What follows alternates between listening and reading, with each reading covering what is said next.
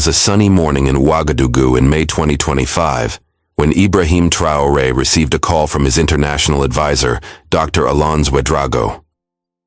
"Mr. President," Ouedraogo said, "we've received an interesting invitation from the United States. The White House wants you to participate in a forum on global education, alongside Caroline Leavitt, the new press secretary." Ibrahim paused in his review of the country's education reports. He was well aware of Caroline's reputation. A young aggressive politician known for her provocative remarks about foreign leaders. "What's the format?" Ibrahim asked, curious about the intentions behind the invitation. "A live forum broadcast globally, moderated by CNN. The theme is transforming education systems in the 21st century, Dr. Ouedraogo explained. Apparently they want to contrast American and African approaches." Ibrahim smiled slightly. At just 35, he had revolutionized Burkina Faso's education system in a way that had impressed international organizations. "Take it," he said. "This is an opportunity to show the world what Africa can teach about education." Meanwhile, in Washington, D.C., Caroline Leavitt sat in her White House office reviewing briefing notes on Burkina Faso. "This young president thinks he can lecture us about education?" she scoffed to her staff. "I'm going to show the world he's just another third-world leader trying to sound relevant." Her aide, Emily Rodriguez, held up the latest education data from Burkina Faso. "Caroline, Burkina Faso's literacy and school completion numbers have increased dramatically. Maybe you should consider a more respectful approach." "Emily, you don't understand international politics," Caroline replied, shaking her head.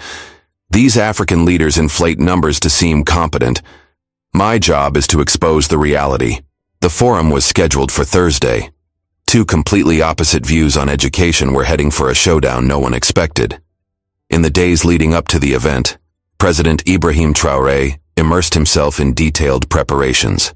In his office at the presidential palace, he met with Aminata Compaoré, the Minister of Education, to review the nation's progress since he had taken office. "I want all data verified and updated," Ibrahim instructed. Caroline Leavitt is known for attacking the credibility of anything that challenges Western narratives. Aminata presented impressive achievements.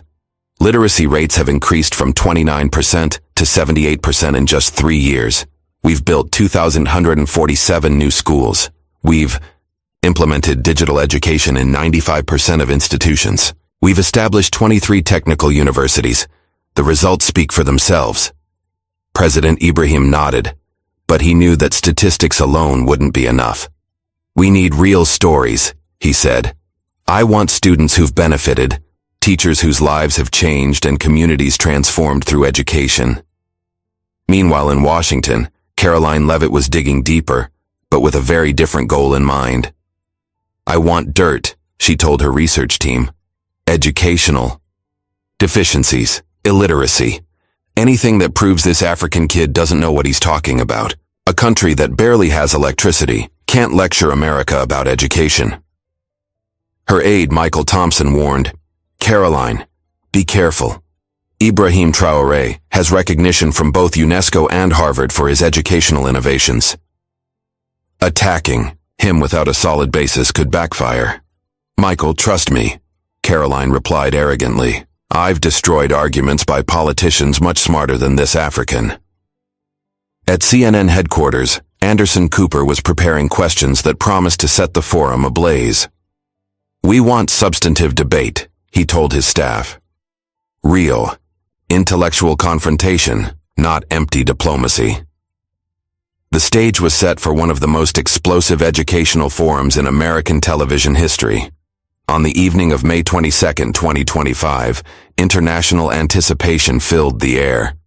At CNN's Atlanta studios, technicians made final adjustments. Ibrahim Traoré connected via satellite from Ouagadougou, testing his connection. In the Washington studio, Caroline Leavitt adjusted her blue blazer, confident this would be an easy victory. "Good evening, world," Anderson Cooper began. "Tonight, we have a fascinating forum between President Ibrahim Traoré of Burkina Faso and Press Secretary Caroline Leavitt on global education transformation. The screen split to show Ibrahim in his presidential office, with books and the Burkina Faso flag in the background, and Caroline in the state-of-the-art Washington studio. President Traoré, Anderson began. Caroline has been arguing that developed countries like the United States should lead global education reforms. How do you respond? Ibrahim smiled politely. Mr. Cooper, I respect America's expertise in education, but innovation has no nationality. Sometimes the most effective solutions come from unexpected places. Caroline interrupted with obvious sarcasm. President Traoré, with all due respect, you lead a country where half the population was illiterate just a few years ago. How can you lecture on education to a nation that created Harvard, MIT, and Stanford? Ms. Leavitt, Ibrahim replied calmly, it is precisely because we have faced greater challenges that we've developed more creative solutions. When you have limited resources, you must be smarter, not just richer. Caroline shook her head condescendingly. Smart? Where exactly did you go to school? Which American university did you attend? Because frankly, it seems like your education came from guerrilla manuals. The comment was deliberately offensive and prejudiced. Ibrahim paused, his expression remaining calm. But Anderson Cooper could feel the tension rising. Miss Leavitt. That was unnecessary, Anderson said. Unnecessary but true, Caroline replied. We cannot pretend that African education is the same as American education. Ibrahim finally spoke. Thank you for that demonstration. Mrs. Leavitt. Now I know exactly what kind of education you represent. Ibrahim Traoré took a deep breath and looked directly into the camera, his calmness a stark contrast to Caroline's arrogance. Ms. Leavitt, since you questioned my education, allow me to clarify a few points that your research apparently did not cover. Diplomas and certificates flashed across the screen. Bachelor's degree in civil engineering from the Kwame Nkrumah. University of Science and Technology, Ghana. First-class master's degree in public administration from the Sorbonne. Paris, full scholarship for academic merit MBA from the London School of Economics. Completed while serving as a military officer. Caroline began to look uncomfortable, but Ibrahim wasn't finished. I'm also fluent in French, English, Portuguese, Arabic, and 4 local African languages. How many languages do you speak, Ms. Leavitt? That's not the point, Caroline stammered. The point is educational relevance. You're right, Ibrahim agreed. So let's talk about relevance. You mentioned Harvard, MIT, and Stanford. Prestigious institutions that, interestingly enough, are now studying our educational methods. Official documents appeared on the screen. Harvard Business School has just created a study program on our rural education model. MIT is implementing our engineering teaching methods using limited resources. Stanford wants to partner to study our approach to mass digital education. Caroline tried to interrupt, but Ibrahim continued inexorably. Do you know why these American universities want to learn from us? Because we transformed a country with a 29% literacy rate into an African leader in STEM education in 3 years. Something no American state has managed to do. These numbers are inflated, Caroline protested desperately. They are verified by UNESCO, the World Bank, and, interestingly, the American Department of Education, Ibrahim said calmly. Your own government confirms our educational competence. Anderson Cooper leaned forward, fascinated by the direction of the debate. President Traoré, can you elaborate on these methods that impressed American institutions? Of course, Ibrahim smiled. Starting with the most important thing, we teach our students to respect knowledge regardless of where it comes from. Apparently a revolutionary concept for some. Ibrahim Traoré decided to take his exposure of Caroline's ignorance further. Ms. Leavitt, since you value American academic credentials so highly, you might be interested to know that I'm a visiting professor at 3 American universities. Caroline's face turned visibly pale. That's impossible. University of California, Berkeley, where I teach innovative governance, Columbia University, where I teach sustainable development, and Georgetown, where I give seminars on youth leadership, Ibrahim said calmly. I can give you contact numbers for the deans if you want to check. Anderson Cooper was clearly impressed. That's extraordinary, President Traoré. Even more extraordinary, Ibrahim continued, is that these lectures are always packed. American students want to learn about how we transformed education with a budget 50 times smaller than that of any American state. Caroline tried one last desperate card. But you still lead a poor country. How can you talk about educational success? Ibrahim smiled for the first time, with genuine amusement. Ms. Leavitt, Burkina Faso may be financially strapped, but our students consistently outperform Americans in international math, science, and programming competitions. On the screen flashed results from academic Olympiads. Last year, our students won 47 medals in international competitions. Our 16-year-old programmers create applications that American companies buy for millions. Furthermore, Ibrahim continued, our college graduation rate is 94%. What is the American rate, Ms. Leavitt? Caroline remained silent, knowing the American rate was considerably lower. 73%, Ibrahim said, answering her unspoken question. Our poorly educated students graduate from college more often than Americans. But most importantly, Ibrahim concluded, we teach our young people that intelligence has no color, nationality, or economic status, that respect for knowledge is essential for growth, lessons that apparently some people have yet to learn. The silence in the studio was deafening. Caroline had been completely dismantled. Caroline Leavitt was visibly shocked, her initial arrogance completely shattered by Ibrahim's meticulous response. I wasn't questioning African intelligence in general, she said, trying to recover. I was just... What exactly, Ms. Leavitt? Ibrahim interrupted softly. Questioning my competence based on preconceptions about African education? Assuming that American universities are automatically superior? Anderson Cooper watched in fascination as Caroline struggled to form a coherent response. President Traoré, you have clearly prepared extensively for this forum. Indeed, I needed no special preparation, Ibrahim replied. These are simply realizations of our daily work. Ms. Leavitt apparently did not do her due diligence before making judgments. Caroline tried to change the subject. But let's be realistic about educational resources. The United States invests billions in education, and yet, Ibrahim interrupted her. Its students lag behind countries with much smaller budgets and international rankings. Maybe the problem isn't money, but approach. On the screen appeared global education rankings showing American decline in science and math. Burkina Faso has risen 47 places in education rankings in the last 3 years. The United States has fallen 12 places in the same period. Caroline was now visibly irritated. You're distorting statistics. I'm quoting data from the U.S. Department of Education itself, Ibrahim said calmly. If you consider that distortion, perhaps you should question your own methods of collection. Besides, Ibrahim continued, our teachers earn decent wages, relative to the local cost of living.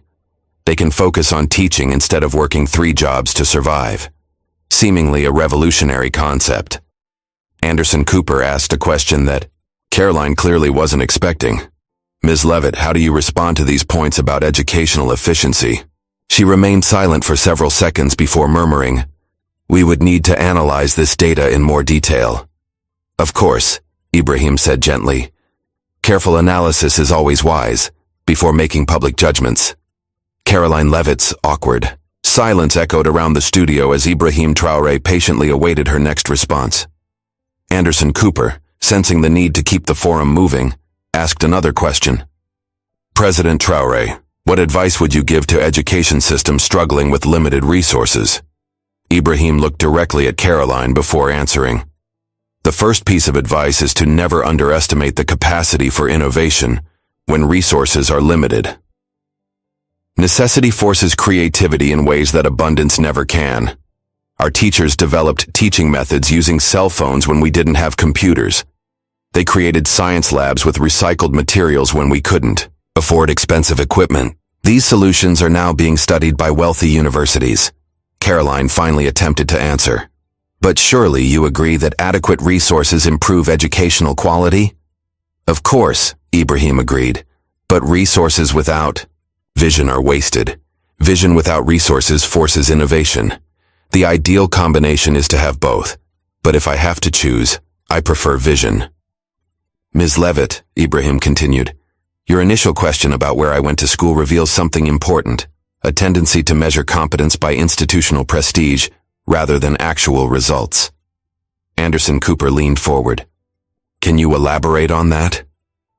Gladly, Ibrahim replied.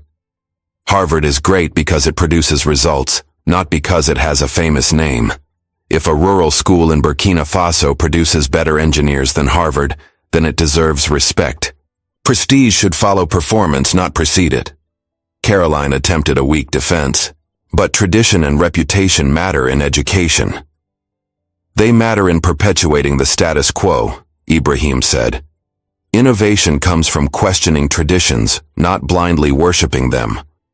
Our students learn to think critically about everything, including educational authority. That's why, Ibrahim concluded, they ask questions that bother, propose solutions that surprise, and achieve results that defy expectations. Real education should produce independent thinkers, not prestige repeaters. The contrast between Ibrahim's wisdom and Caroline's empty arrogance was becoming painfully obvious to millions of viewers. Ibrahim Traoré decided to make his most devastating observation yet.